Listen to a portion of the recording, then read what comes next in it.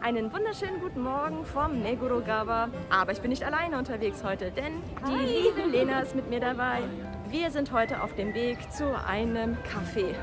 Und danke nochmal, dass du mich begleitest. Das ist super, super lieb. Dankeschön. By the way, die liebe Lena hat auch einen Channel, einen YouTube-Channel, macht ganz, ganz zuckersüße Familienvideos. Ja, manchmal. Du, ich kenne das mit der Zeit. Also schaut gerne mal rein. Ich packe deinen Link einfach unten in die Videobeschreibung. Jo.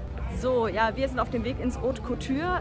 Das ist ein ziemlich fancyes Café, das ich über eine Webseite gefunden habe, die Afternoon Tea Locations vorstellt. Die haben halt verschiedene Seasons und alles. Sie haben Momiji, sie haben die Fuji-Blumen, aber Sakura ist halt sehr, sehr, sehr popular. Und es war wahnsinnig schwer, eine Reservierung zu kriegen und deswegen habe ich eine wundervolle Begleitung heute dabei. Ich freue mich. Und ich bin sehr gespannt, vor allem, ob es schmeckt. Ne?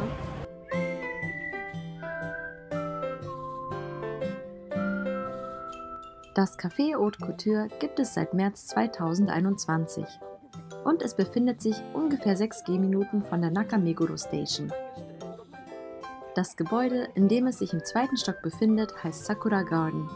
Äußerst passend, denn man kann direkt auf den Meguro-gawa und seine vielen Sakura-Bäume schauen. Man kann das Café nur mit Reservierung betreten. Normalerweise geht das per Telefon, aber gerade zur Sakura-Season empfiehlt sich die Reservierung über ein Online-Schedule zu machen, da es sehr gefragt ist und ihr werdet auch gleich sehen, warum.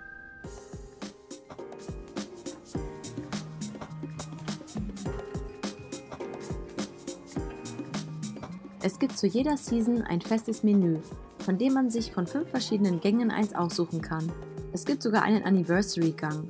Und als ob das Café nicht schon genug optisch hergibt, kann sich das, was auf dem Tisch auf einen wartet, auch absolut sehen lassen. Bei jedem Gang konnte man zwischen Teesorten wählen und so viel trinken, wie man möchte.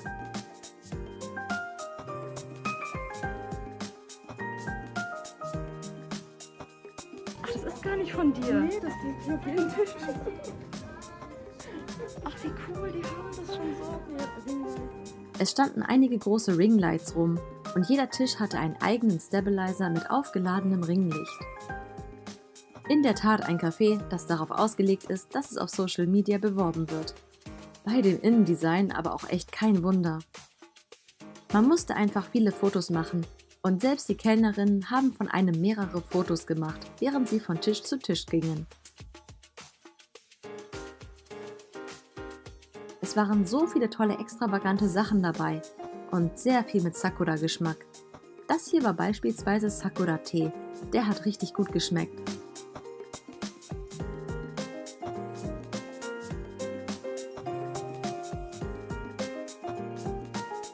Ein Teil des Gangs war ein Sakura Mochi Fondue.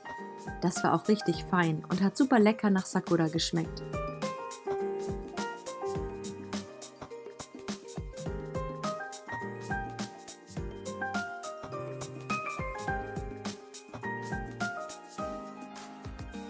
Nach ungefähr 2 Stunden mussten wir auch schon wieder los und den wunderschönen Sakura-Wald verlassen. Das Café ist nicht gerade günstig, aber sowas macht man ja auch nicht jeden Tag. Und es ist einfach mal etwas Besonderes. So, wir sind gesättigt, wir sind fröhlich, wir sind glücklich, wir sind immer noch voller Sakura-Gefühle. Wie hat es dir gefallen? Es hat mir sehr gut gefallen. Es war wunderschön und es hat auch lecker geschmeckt. Das war gut, oder? Der kleine Hamburger, die Krokette, die wären wärmer schon besser gewesen, ne? Ja, das stimmt. Die Desserts waren richtig lecker, ne? Die Ja. waren sehr gut. Und der Tee, wir hatten, glaube ich, 3 oder 4 Tees irgendwie Zur Auswahl? zur Auswahl, ja. ne? Genau, wir hatten erstmal den, ich glaube, das war der Earl Grey, Ich glaube auch. ne? Ja. Genau, und dann hatten wir den Peach Passion, der war richtig gut. Das war so ein fruchtiger. Der war sehr, sehr lecker. Ja. Genau. Vielen, vielen Dank, dass du dabei warst. Das war sehr, Danke sehr, nochmal sehr für schön. das Angebot. Ja, sehr, sehr gern, sehr, sehr gern. Das war sehr schön. Dankeschön nochmal. Okay. Hi. Puh, und schon wieder zu Hause. Oh Mann, irgendwie ging das viel zu schnell vorbei, aber das war so wunderschön und ich bin irgendwie immer noch total baff von diesem Café.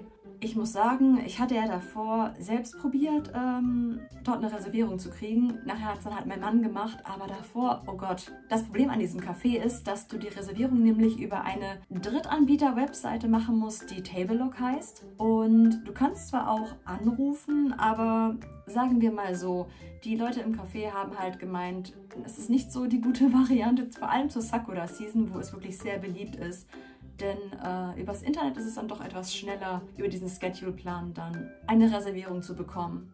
Was ich vor allem echt schön und auch sehr besonders an diesem Café finde, was absolut auch den teureren Preis rechtfertigt, ist die Tatsache, dass sie wohl wirklich jedes Jahr diese 4 Season-Decoration haben. Was das für ein Aufwand sein muss, das ständig neu zu dekorieren. Heieiei. So, jetzt ist das Video aber noch nicht vorbei, denn ich habe noch eine kleine Empfehlung.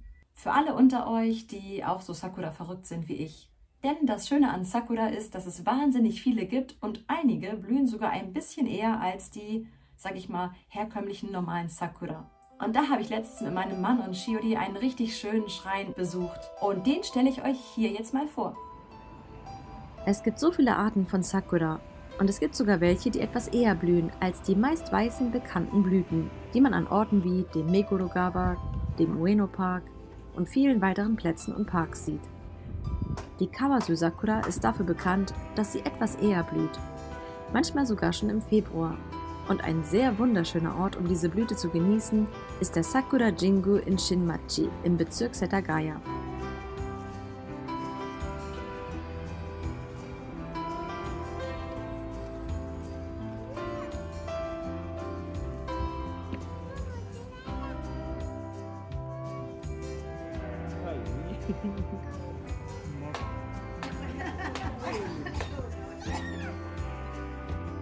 Der Schrein hat auch wunderschöne Goshin zu bieten.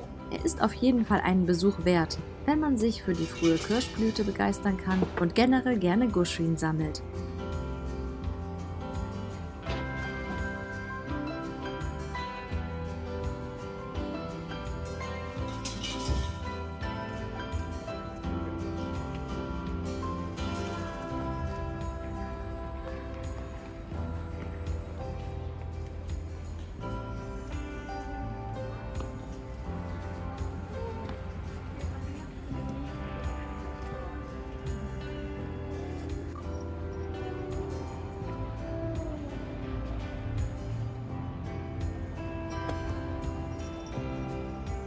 So, das war's mit meinem kleinen Sakura-Video. Ein weiteres Sakura-Video wird noch von mir kommen. Das wird aber thematisch ein bisschen in eine kleine andere Richtung gehen. Ich hoffe, es hat euch soweit gefallen. Wenn dem so ist, lasst gerne einen Daumen hoch da und abonniert meinen Channel, wenn ihr mehr Videos aus Japan sehen wollt. Wir sehen uns dann in meinem nächsten Video wieder. Bis dann!